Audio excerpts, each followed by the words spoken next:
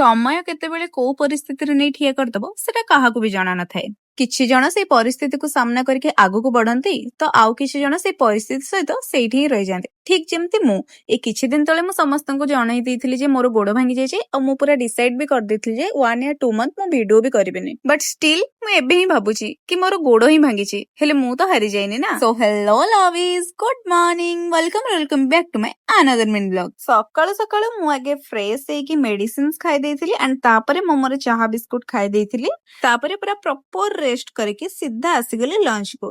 ଯେହେତୁ ଦେହ ଖରାପ ଅଛି ତ ଲଞ୍ଚ ରେ ମାମା ଖୁଆଇବାଟା ତ ପୁରା କମ୍ପଲସରୀ ନା।